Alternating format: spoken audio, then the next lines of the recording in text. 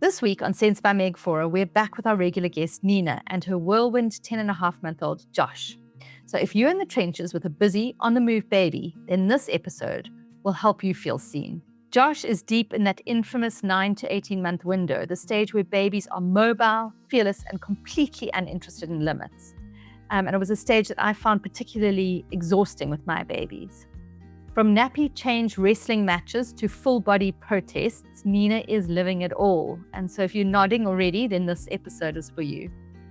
Here are the 3 big things that you'll learn today. The first is that why the juggle with 2 kids feels so overwhelming and why it's not about your confidence. So we'll unpack the emotional load of second-time parenting and how personalities shape your experience and why you've done this before is actually a myth. Then we'll look at sleep at 10 months, and that is often wildly affected by illness, separation anxiety, and also shifting day sleeps. You'll hear exactly how to manage early evening wake-ups and why the midnight feed is the one to tackle first, and how a bottle-to-water transition makes ditching night feeds a whole lot easier. And then thirdly, we'll talk about the secret sauce for social butterflies, and that is sensory regulation. I've put it all together, from 15 minutes of late afternoon swinging, to white noise, to little weighted blankets. We talk all around what you can do with your social butterfly. If you have got a little one who's like around 10 months old, this is an episode you do not want to miss. And if you are juggling 2 little ones under 5, this episode will bring you some respite, some clarity, some calm, and some practical next steps. Welcome to Sense by Meg Faure, where we make sense of the science and art of parenting. Parenting is grey, gritty, and beautiful all at once. And my life's work as a healthcare professional is helping parents feel more confident in a season that can feel really overwhelming. In each episode, we share honest conversations with real mums, dive into the science with experts, and simply make sense of it all in practical ways. This is your space. You're not alone, you're held. So let's unpack the journey of a lifetime with sense. Welcome back, mums and dads, to Sense by Meg Faure. As always, we are delighted to have you join us. And today we've got our regular guest, Nina, who's been joining us over the course of the last 10 months to tell us about her journey with her second-born little Josh, who is almost 10 months old now.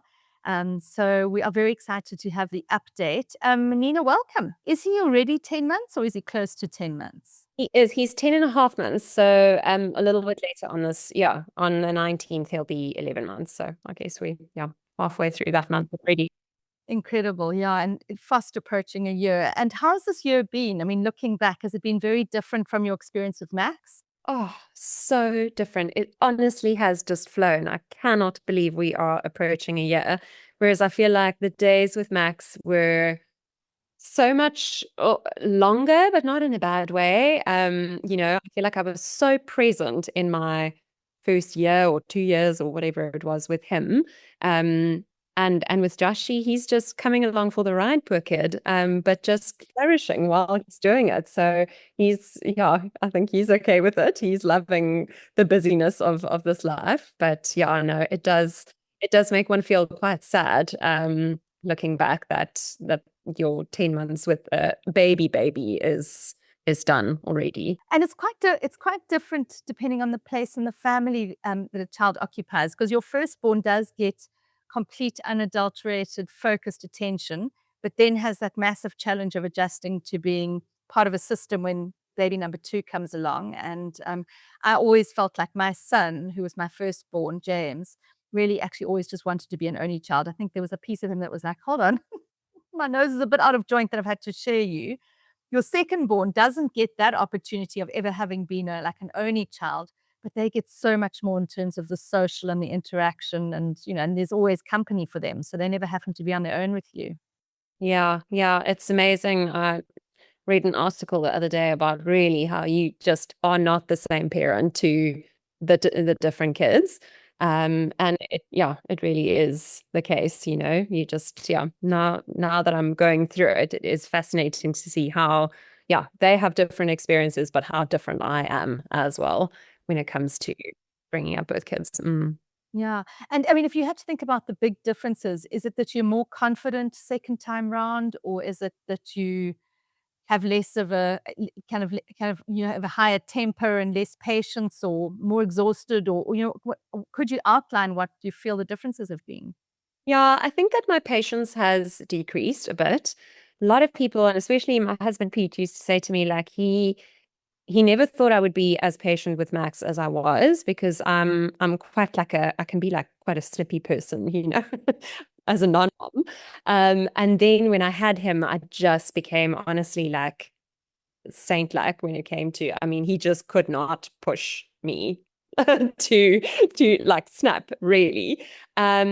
And now I definitely feel like double the kids, half the patience. And often shame it is towards your older kid, because he's the one who's making the noise while you're trying to put the baby to sleep, or, playing too rough with him, or whatever it is. And that's where you sort of, directing all of the snappiness.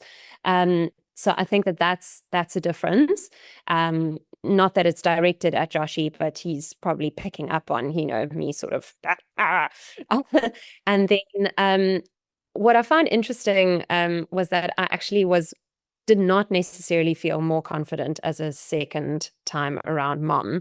And everybody always used to say, oh, you know what you're doing, da da da. But I don't feel like I knew what I was doing as a mom of two. That was still a new situation for me. And so that juggle and the newness of like needing to navigate my relationship with Max while having Josh, and physically just navigating the things, trying to put one down for a nap while the other one is around and wanting to play and wanting to come into the room, or all of those things, that was all new. So even if I know how to get a baby down for a nap, in theory, it's still a totally new situation because of the juggle. And again, like, the baby is different. So maybe, not that Josh is like that, but maybe with your firstborn, you had one who could sleep perfectly and you didn't really need to like navigate stuff around sleep or stuff around how to get him to eat XYZ. And now suddenly you have to. So I do think it is just, I don't know, I actually didn't get the confidence thing. And again, even just the little things like holding a newborn, you totally forget, And so, I mean, you can't go that wrong, but it is suddenly just like, oh my word, he is so fragile again, even though like theoretically, that they are not as fragile as they seem in XYZ. So actually, I did find it to be a tricky time for the first couple of months, especially, and little things like just being with the two of them together on my own felt very daunting in the first few months. Or even like doing bedtime with them together on my own, or having a couple of hours with them in the morning where it was just me with these two kids that were at such different stages of life, having Max going, Mummy, I want to read with you in bed, which is what we used to do for the first 3 years of his life. For like an hour, we would just like chill in bed together in the morning before nursery and just read. Now, if it was just me and him and Joshy is, well, firstly, he would be, a pup barber, and he would just sort of like be lying there, but I wouldn't be able to hold him and sort of have Max be reading for hours on end because Josh needed things physically. Now he is such a busy baby that he's obviously like pulling at the book, wanting to crawl off the bed, so like we can't do that at all if it's just me with the two boys. So little things like that had just been hard for me to navigate. But now, as they're getting older, and I do feel like I am becoming more confident as a mother of two, it's much easier, to just like leave the house just with the two of them and me, and like no one around to help or whatever is fine now. Yeah. Well, I mean, there are kind of two things that come to mind in everything you've said. The first is that the juggle is really real. And, I think whether you're, kind of being a little bit A-type, like you and I were before we had children, we had our lives all sorted, and then you go into this quagmire of early parenting where like you just don't have the confidence because you've never done this before. Or whether the juggle is around having 2 children or even 3 children. The juggle is there no matter where you are. And I think a lot of people don't really talk about that. The other thing that strikes me in what you said is just how much is linked in with the child's personality. Because what's quite interesting, I have 3 children, and I found the shift from being a woman to being a mother with James was an absolute drown. I mean, I loved it. I very much, like you, I threw myself into early motherhood, and it was my 100%. He was my 100% focus, but I really lacked confidence, and I had a lot of anxiety. My second born came along, and I did feel like I had gained confidence so extensively, but it was a lot to do with her sensory personality. She was the most laid back child imaginable, still is. And so she just made my life so easy. So then I was like, oh, okay, now I really got this. And then when I had my third, I had exactly what you're describing now. James was in grade 1. I was trying to teach him how to read in the afternoons, dealing with homework. Alex was 5. Emily was a newborn. I had written at that point 3 books, and everybody said, oh, you're going to, fall into this. You're an OT, you've written all these books, you'll be absolutely fine. But actually, the drown of Emily, with that juggle of 3, the managing, as you said, bedtime, bath time routines, older children jumping into the room when I'm trying to breastfeed her and my nipples are sore. Like, I found that completely overwhelming. But a lot of that had to do with Emily as well, because she was definitely, she's a slow to warm up baby. She still is, even though she's now 20. And my word, if things didn't go just according to how she was predicting it to be, like, all hell broke loose. So so I think a lot of it has actually to do with your baby's personality as well. And in your case, Josh is such a social butterfly, and so I think there's a lot of pressure on you to kind of manage that that busyness of him. He really is, isn't he? Oh, yeah, he really is. And I honestly feel like in the past month, it has just ramped up to the point where he's surpassed Max's outgoingness and busyness. Maybe I just can't remember it, and maybe it just feels way more hectic because now there's 2 very busy, tiny people. But, it's just gone from like him, sitting and playing and obviously crawling, but now he crawls so fast and destroys everything in his path and screams, that, like, the screech, obviously not like in a bad way. But he is so loud and so hectic, like in the most wonderful way. And I wouldn't have it any other way. I'm so chuffed that he's like a vibe as well, like I can just see he shines. And so as a person, yeah, but wow, my house a mess all the time. Like, I don't even know why I had to keep it tidy because Nina, it was exactly the same with my James. My firstborn was a complete social butterfly. He did all his milestones early because he was in a rush. So he was actually crawling properly. Well, no, actually, he crawled very poorly. He had one leg out to the side, but he was crawling at speed from about 8 months and then walking from 9.5 months. He was a friggin' nightmare, like complete nightmare. And I always said to moms afterwards that 9 to 18-month stage is the most exhausting because they are now on the go. 6 to 9 months is awesome because they're actually largely sitting and moving slowly. 9 to 18 months is exhausting because they're now on the go, but they are super dangerous. They don't understand limits. You can't sit down for 1 minute. You cannot leave them to play on their own like you can. When they get to 18 months, the imagination kicks in and suddenly they play differently with themselves and their toys and with other peers. But at this age, 9 to 18 months, it's just utterly exhausting. even the little things like changing a nappy and feeding and all of that is, yeah, trying to put a sleep sack on. He is writhing and wriggling and trying to get himself loose and doing, the samba and trying to get out. And that's so interesting. I remember many years ago, before I had children, I went on my NDT course. Now, NDT is a specialization within OT that looks at the neurodevelopment of infants and young children. And it's quite amazing when you really mind down into it. And it's a 2-month intensive. You move to America and you do this 2-month intensive on babies. And it was an incredible experience. And in this 2-month intensive, you have a physio, an OT, and a speech therapist every single day teaching you everything there is to know about human physical development. So it's not as much focused on the emotional side, but very much on the physical side of babies. But one of the things that they told us there is that if a baby doesn't resist nappy changes between about 9 and 11 months, it's a red flag. It's a warning sign that there's something wrong. because babies should all protest nappy changes at that time. And that's because it's a very passive position. They don't like it. They don't want to be on their back. They want to get on the go. And so almost every mother, and you see the reels on TikTok and Instagram and so on, of like poo flying, nappies falling off the changing table while full of poo while you're trying to get the next nappy on. And that's because they're wriggling, turning over, sticking their foot in the poo. And that is exactly what they are supposed to be doing developmentally, which I found fascinating.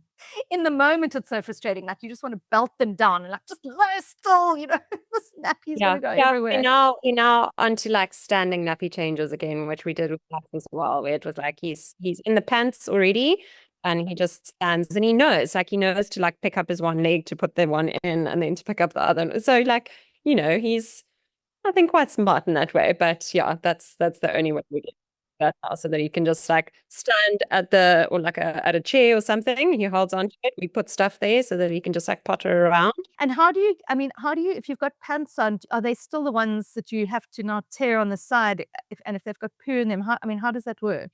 Yeah, I mean, usually if it's a poo nappy, I will still put him down quickly to just like at least take off and then to just do some quick wipes. But then as soon as we like need to start faffing with putting the nappy on and doing bum cream and doing, any kind of pants on top of that or anything, then that's way too much lying down for him. Then it's just up. Brilliant advice. So we haven't really got to our usual questions of the good, the bad, and the challenges of the or questions of the moment. Tell me what is going on. Today's dose of sense is brought to you by Parent Sense, the expert-based parenting app that gives you daily support from pregnancy to sleep, feeding, and daily routines. Take the guesswork out of parenting. Download Parent Sense today and use the code SENSE50 for 50% off. I think we covered, I suppose, some of the, let's call it good and bad. That's, sort of what's going on at the moment. He is busy, eating lots. He went through a spate of illnesses over the winter season, just everything that's been brought home from nursery. So he was actually in hospital for a couple of days with everything from RSV to rhinovirus to para-influenza, the whole 9 yards. And then he had hand, foot, and mouth recently as well. Of course, have to go through that one apparently. So we've had a few weeks where he would go off of food quite a bit, and I was really grateful to still be able to breastfeed because that was really the only thing he wanted.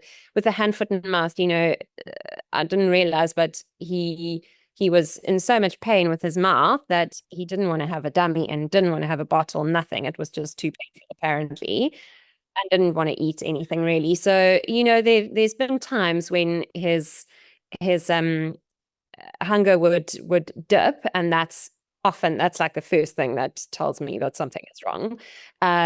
Because otherwise he's like a little bird. He just opens his mouth for everything and he can go for very, very long. And he's one of those, I think, guys who's just happiest with something in his mouth and something in his hand to eat, so maybe it's a nurture thing that I'm doing that like is making him like that, because I tend to, if Max is having a snack, he also gets a snack. If I'm walking with him in the carrier, he gets a snack. If he, it feels like that's what keeps him quite happy. But maybe it's also just something that I'm making him into. But anyway, so on the food side of things, he is good. I can't complain. I feel like we're still struggling with the sleep, hey? And I feel like this is something that we keep coming back to.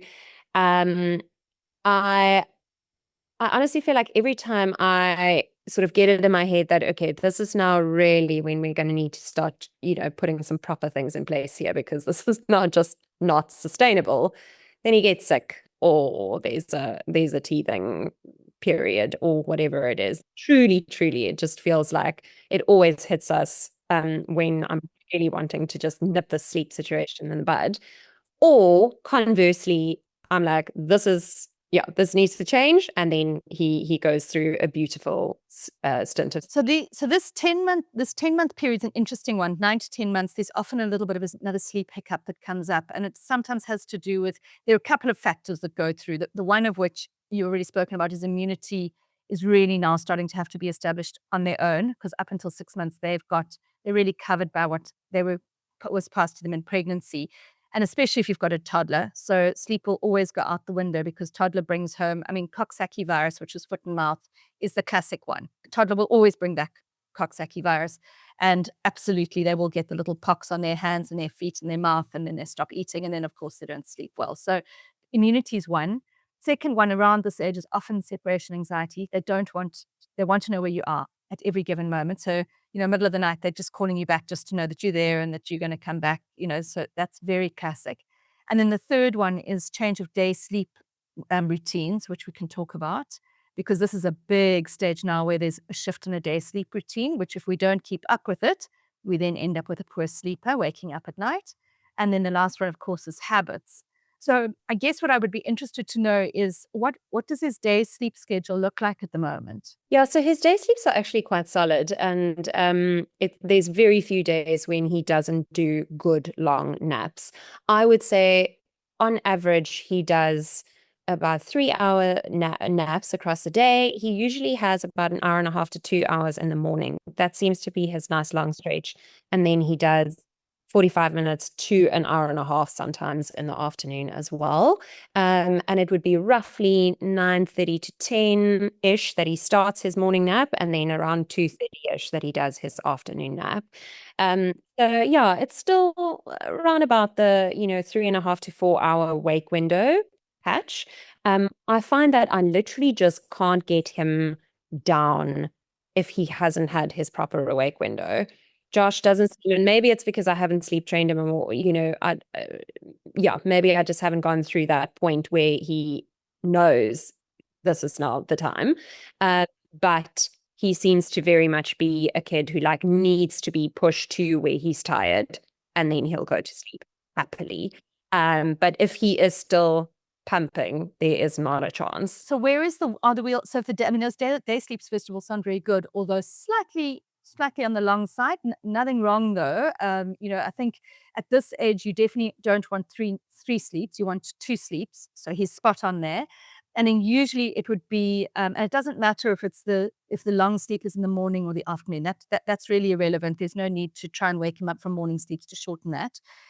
Usually you would have kind of 45 minutes for one of the sleeps and then 1.5 to 2 hours for the other sleep. So he's doing a little bit more than that. But I wouldn't wake him at this point from either of them. But what's happening in the evening when you put him down? Does he go down quite easily, and then is he waking regularly in the night? Is that what it is? He does. He goes down quite easily. Again, if he has had a long enough window, but I would say that by 7, so we try and sort of wake him at 4 for latest for his afternoon nap, and then by 7 he actually tends to get the picture that this is now the time to go down. Either way, so he does, but then it's often, I would say, for the first 2 hours, and we've spoken about this before, where he just has these little wake ups where it's almost like a resettling thing for those first hour, 2 hours, to where he just maybe wakes up 2 to 3 times still, sometimes even more, and then from there on he'll do a decent stint until about 12. On a good night he'll do 2 wake ups, so it'll be 12 and maybe 4, something along those lines. And I do tend to still feed him when he wakes up, because it just feels like I'll try and put in the dummy and just shush him, but he literally, now he just pulls out the dummy, chucks it on the floor, and he'll start protesting. And then when I put him on the boob, he chucks it down. He is so thirsty still, clearly. It's not like he's just having a little sip and then he's done for it. So those tend to be, and then he wakes up at about 6. So he'll do about 11 hours at night, but there's definitely still wake ups. He's not sleeping through. Yeah, so I'm going to deal with those backwards. So first of all, the 4 a.m. waking and feed is very, very common. And I don't actually consider that a night waking, as hard as it is to actually get out of bed. And for all babies, whether they're having a 12 o'clock feed or not, and we'll talk about that just now, I actually do recommend just giving them a little bit of a feed at that 4 o'clock, because it sees them through to 6 in the morning. And I mean, to be honest with my kids, I kept it up all the way. If they had, even in the toddler years, if they woke up at 4, I'd give them a little bit of a feed. And then they would go and sleep through till 6. So I don't have an issue with that. And I don't really count it as a night feed. Working back and starting at your beginning of the evening, where he's waking frequently. I mean, a couple of things there. He might be slightly overtired, but I think your awake window is actually fine, so I wouldn't actually change that. But I would do things like put on white noise and use a weighted blanket. Those are the two things that I would do for that early evening. And if he does those couple of wakings, he will actually move through it. The other thing, very importantly, is obviously absolutely no screens between that 4 and 7 in the evening, because that will definitely impact those sort of wakings. And then that middle of the night really is the only one of these three types of waking that you're talking about that I would be trying to push out, because it's a horrible time for you to get up. A, B, he really probably doesn't need that milk, and it is just comfort. One of the things you could try and do is you could try and offer him a bottle, which you then just take down to water, because that it's much easier to break the bottle habit than it is to break the breastfeeding habit. It's almost impossible. It's so difficult. So, if you can move him onto a bottle for that midnight one, and then make it eventually just a little bit of water. And then, some kiddies need that midnight little bit of water, and that's no problem. But it's just trying to get him off the milk. Having said that, that one is obviously the one, and you and I've spoken about this so many times before, where it's very personal. There are moms who absolutely die and they do not want, they want to get rid of that 12 o'clock, in which case move them onto water and then do a little bit of sleep training. You have also been a little bit more of a laissez-faire mom in terms of that. And so you seem to, as hard as it is, have the perspective that it's not going to be there forever. And so, it'll pass. And I guess that's the choice you need to make. If it is something that is breaking you, then I would move him onto a bottle of water rather than the breast. But that's kind of the only way you'll get rid of that one. Yeah, ach no, I don't actually think it's too bad. And I think there are good nights and there are less good nights. And so I know that he's capable of sleeping decently. I don't think 2 wake-ups a night is that bad. And if there is a little bit of like resettling in the beginning, it's not like it's long, it's usually just a quick pickup and a dummy or whatever it is. And often if I'm going to bed early, it's my husband who's doing that and just popping in. So it's not the end of the world. Well, the other thing I would definitely add in, and this is particularly for our social butterflies, which he is a little bit of swinging in the late afternoon. So between 4 and 7, where I've said you don't do any screens, if you've got a swing at home, put him in the swing and swing him as much as possible, like a good 15 minutes of swinging. Take him to the park or set up a swing inside the house. We actually bizarrely had one set up inside the house because we had a double volume area in our lounge with balustrades up at the top. And we literally set up a swing in there because Cape Town winters weren't great. And we would swing jams. And those social butterflies tend to need that a little bit more than than other little ones. So that is definitely worth looking at as well. And then also, he'll get to the age where he's ready for a little trampoline that he can hold onto and jump on. Those are the ones tend to need a lot of proprioception and vestibular in order to sleep well at night. And so, yeah, I would definitely add that in as well. And then also the last thing I would add in is just check his iron levels. Make sure he's getting either some good green leafy vegetables in a meal, and then or also that he's getting some red meat. And if neither of those boxes are ticked, then I would give him an iron supplement. And the other thing that I did interestingly, and I've always recommended it in my sleep programs, is to put little ones of this age onto a supplement called barley green, or I mean, it's really just like green shoots. You can buy it as a powder actually, green powder or barley green or whatever go and find it at one of the wellness shops. And I make a little smoothie or pop that into smoothie or pop it into yogurt. Or in fact, in case of my son, he loved it so much, I just used to put it in water. And there's something in that that just helps him to sleep a little better as well. So you can definitely try that as well. Okay, brilliant. And it doesn't taste like grass or... Well, it does taste like grass. It's revolting. But James loved it. I mean, it was actually one of the first words he learned when he was like 11 months old. He used to have a word for barley green. Yeah, barley green, mom, barley. It was so funny. And he was under a year. I mean, he didn't say barley green. It was like, and I knew exactly what he was wanting. So he loved them. So yeah, it is worth just trying that one as well, because it just is kind of on a nutritional level can help a bit as well. Well, Nina, it's been wonderful to chat again. When we next chat, he'll be very close to a year. We'll make sure we chat just before he turns 1. But thank you so much for sharing your journey. It's just been a wonderful perspective of early motherhood. So thank you. Thank you for joining me today. I hope today's conversation brought you a little more clarity, calm, and confidence on your parenting journey. If you enjoyed the episode, please do share it with a friend who needs to hear it today. And also go and subscribe to the podcast so you never miss out on an episode. I'll be back next week with another episode, same time, same place, and always here to support you. And in the meantime, download the Parent Sense app to take the guesswork out of feeding, sleep, weaning, routines, and everything in between.